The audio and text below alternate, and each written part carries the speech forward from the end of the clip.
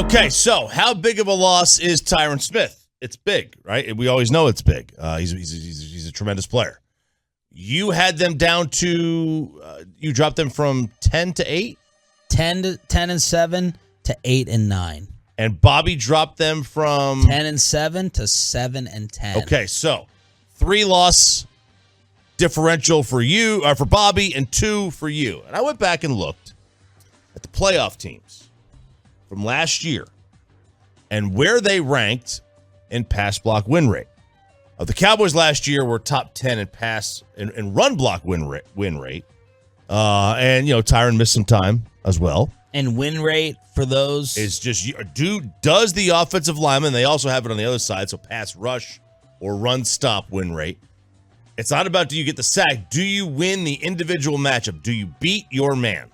So the criteria for an offensive lineman, it might be, do you hold them for 2.5 seconds? Do you let so whatever the criteria is for that. Where the teams stood last year, there were 14 teams in the postseason. 5 of them were in the top 10 of pass block win rate. 4 of them were from 11 to 20. 5 of them were from 21 to 32. The 2 teams that were in the Super Bowl. Who made the Super Bowl last year, Sean? That would be the Cincinnati Bengals, and they lost to the LA Rams. The Rams were number 1 in pass block win rate. The Bengals were number 30. Atrocious. Who were the 4 teams in the Final Four?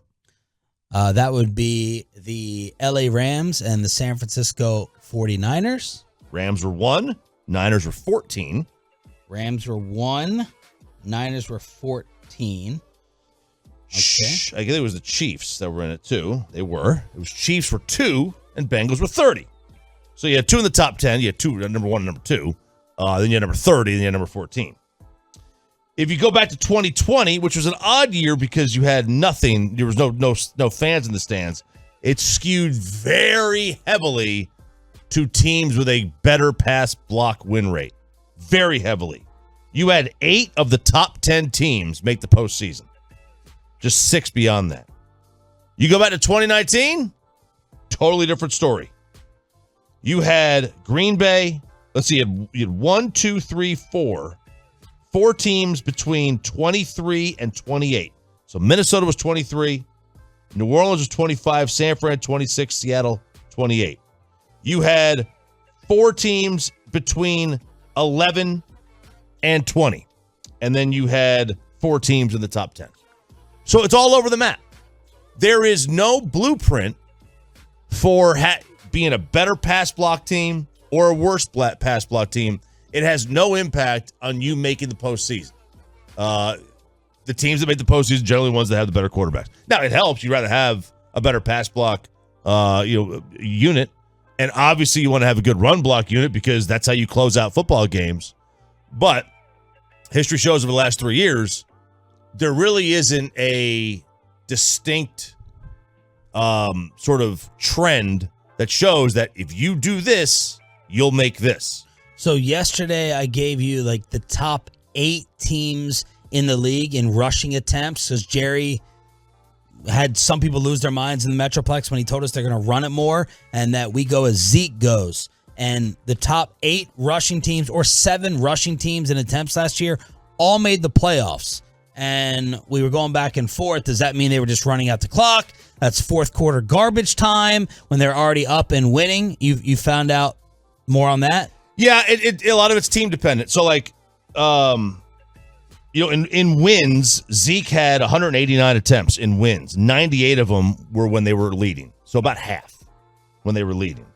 35 of those were in the fourth quarter. So not a huge number in the fourth quarter for Zeke. They just run all over the place. Jonathan Taylor had 180 attempts when leading. So 54% of his rush attempts were when they were winning. 109 of them were in the fourth. 109 of the 180. So of all of his rushes, a third of them came in the fourth quarter. Of all of his rushes. and more than half of them came in the fourth quarter when they were winning. Nick Chubb. Where are these stats? Where'd you find them? Football database. And they have it like when you're leading and all that stuff? So they've got stats here. Your rush attempts when you're leading up or down.